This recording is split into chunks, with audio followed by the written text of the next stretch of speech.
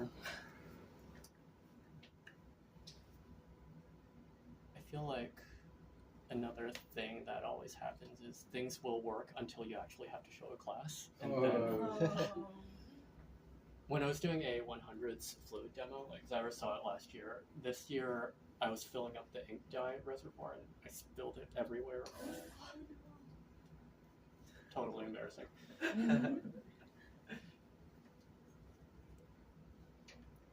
And now the history corner room is like dyed purple. That's cool. That's like the History.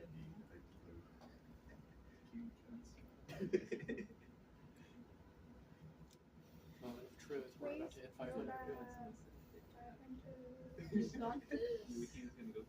So the nice thing is every single time it's going up, yes, it's still matching that slope, right? So it's showing that your beam hasn't significantly changed as it's been. Oh, yes. Yeah, that's how we know that it's not damaged. 1 Kelvin.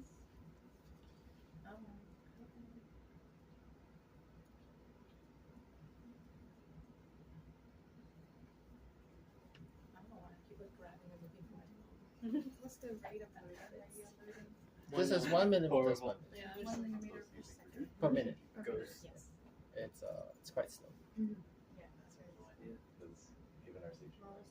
Almost it. Please. Yeah, I believe in you.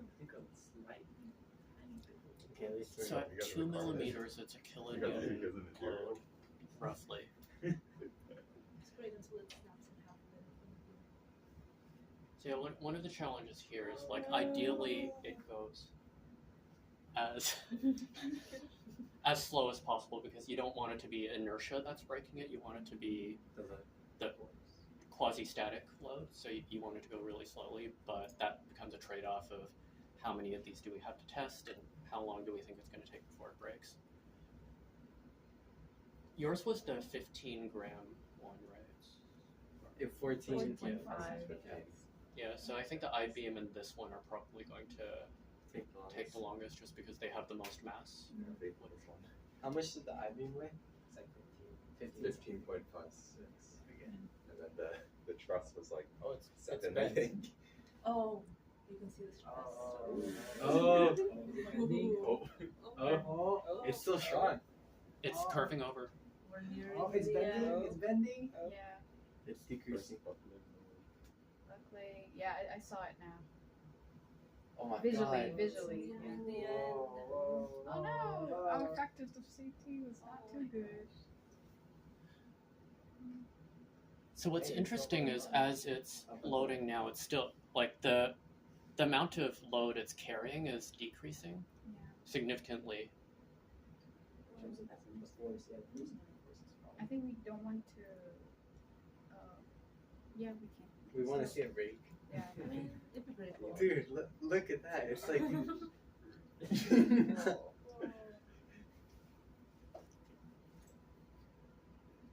can see them.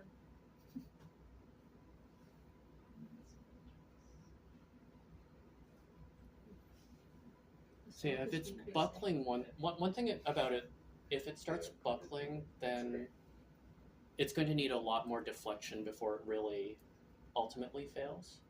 So that's one thing where, like, if you remember the stress strain curve, it goes up and then there's sort of yield where it starts deflecting. And then in metals, you get something called strain hardening. So there's an ultimate strength. In this case, I doubt like that curve will ever go back up, right? It's just going to keep going down.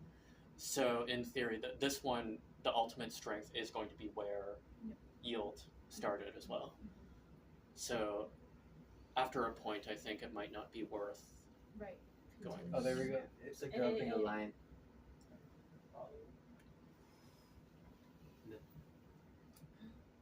Okay.